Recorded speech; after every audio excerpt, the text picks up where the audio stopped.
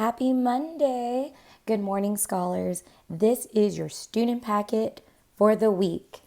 Now, where do you find this packet? You need to go into your Google Classroom, click on classwork, and there you will see ELA Week 3 Student Packet Assignment.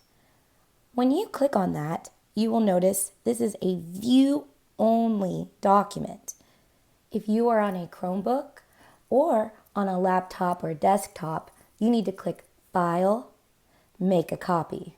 But if you're like me, who's on a tablet or an iPad, you click on the three little dots, Share and Export, and make a copy.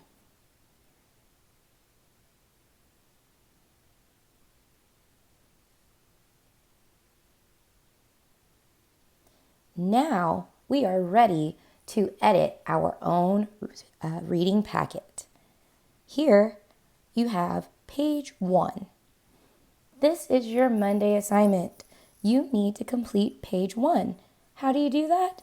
Well, you click on the little pencil at the bottom and you can start typing. Now, you need to find out what is the definition of webbed.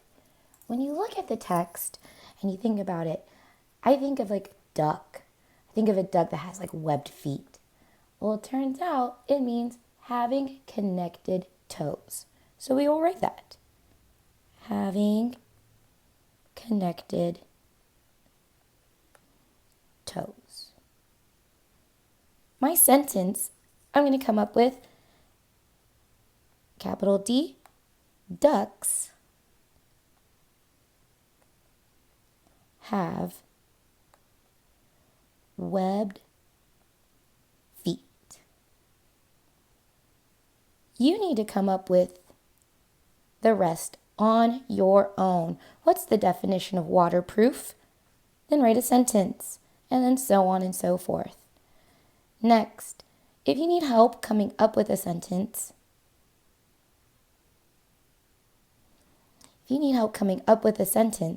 you can always use page 2 and page 3 to help you out. When you are done with page 1, you need to jump to page 4 and preview the topic, animal development. We need to read this page. Animals change as they grow. Many baby animals stay with at least one parent while they are young. The parent helps the young animal stay safe and find food. As a young animal grows, it becomes more like an adult. Its appearance may change. It starts to look more like an adult animal. It also learns how to take care of itself. The young animal is then able to live on its own. You will learn about how penguin parents care for a young penguin in Penguin Chick. Now go to page 5. Penguin Chick, topic animal development. Directions. Read page 209. Think about your parents or guardians help you develop or grow. Explain how your guardians help you develop or grow. Type your answer below in the box. Here, you can type your own answer. All you have to do is click on it. Remember, you need to give a race response. So let's go ahead and talk about how do we restate the question, then answer the question. So we already read page 209. You can go ahead and reread it again if you need to. But what I'd like you to do is start typing in this box. Our question is, explain how your guardians help you develop or grow. Start out with capital letters. My guardians help me grow by, and answer the prompt. Try to give at least 3 details if you can. Next, you're going to read Penguin Chick. But lucky for you, I have it on video for you. So you can read it out loud or you can listen to the video your first day, which is Monday. On day 2, which is Tuesday, I would like for you to try to read it by yourself out loud. So let's go ahead and listen to the audio video. Penguin Chick by Betty Tatham. Illustrated by Helen K. Davey. How do emperor penguins protect their chicks from the extreme temperature of Antarctica? Genre: expository nonfiction gives information about the real world. Read for facts about emperor penguins. A fierce wind howls. It whips snow across the ice. Here, a female emperor penguin has just laid an egg. It is the only egg she will lay this year.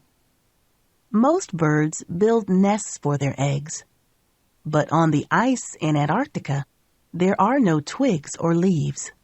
There is no grass or mud, nothing to build a nest with. Nothing but snow and ice. The new penguin father uses his beak to scoop the egg onto his webbed feet. He tucks it under his feather-covered skin into a special place called a brood patch. The egg will be as snug and warm there as if it were in a sleeping bag. One of the penguin parents must stay with the egg to keep it warm. But where penguins lay their eggs, there is no food for them to eat. The penguin father is bigger and fatter than the mother. He can live longer without food. So the father penguin stays with the egg while the mother travels to the sea to find food. The two parents sing together before the mother penguin leaves. Along with many other penguins, the mother penguin leaves the rookery where she laid her egg. The mother walks or slides on her belly. This is called tobogganing. She uses her flippers and webbed feet to push herself forward over ice and snow. Because it's winter in Antarctica, water near the shore is frozen for many miles. After 3 days, the mother penguin comes to the end of the ice. She dives into the water to hunt for fish, squid, and tiny shrimp-like creatures called krill. Back at the rookery, the penguin fathers form a group called a huddle. They stand close together for warmth. Each keeps his own egg warm. For 2 months, the penguin father always keeps his egg on his feet. When he walks, he shuffles his feet so the egg doesn't roll away. He sleeps standing up. He has no food to eat, but the fat on his body keeps him alive. Finally, he feels the chick move inside the egg. The chick pecks and pecks and pecks. In about 3 days, the egg cracks open. The chick is wet, but soon his soft feathers, called down, dry and become fluffy and gray. The father still keeps the chick warm in the brood patch. Sometimes the chick pokes his head out. But while he's so little, he must stay covered. And he must stay on his father's feet. Otherwise, the cold would kill him. The father talks to the chick in his trumpet voice. The chick answers with a whistle. The father's trumpet call echoes across the ice. The penguin mother is on her way back to the rookery, but she can't hear him. She's still too far away. If the mother doesn't come back soon with food, the chick will die. 2 days pass before the mother can hear the father penguin's call. At last, the mother arrives at the rookery. She cuddles close to the chick and trumpets to him. He whistles back. With her beak, she brushes his soft gray down. The mother swallowed many fish before she left the ocean. She brings some of this food back up from her stomach and feeds her chick. She has enough food to keep him fed for weeks. He stays on her feet and snuggles into her brood patch. The father is very hungry, so he travels to open water. There, he dives to hunt for food. Weeks later, the father returns with more food for the chick. Each day, the parents preen or brush the chick's downy coat with their beaks. This keeps the down fluffy and keeps the chick warm. As the chick gets bigger, he and the other chicks no longer need to stay on their parents' feet. Instead, they stay together to keep warm. This group of chicks is called a creche or a nursery.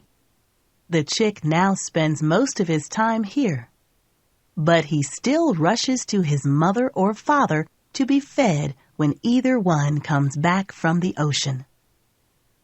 Sometimes the chick and the other young penguins dig their beaks into the ice to help them walk up a slippery hill. They toboggan down fast on their fluffy bellies. The chick grows and grows. After 5 months, he has grown into a junior penguin. He is old enough to travel to the ocean. Now he has a waterproof coat of feathers instead of fluffy down. He can swim in the icy cold ocean because his feathers keep him dry and warm. The young penguin spends most of his time in the water. He swims, flapping his flippers as if he were flying underwater. He uses his webbed feet to steer wherever he wants to go. He catches a fish with his beak and swallows it head first. Now the young penguin can catch his own food and take care of himself. In about 5 years, he'll find a mate. Then, he'll take care of his own egg until the chick can hatch.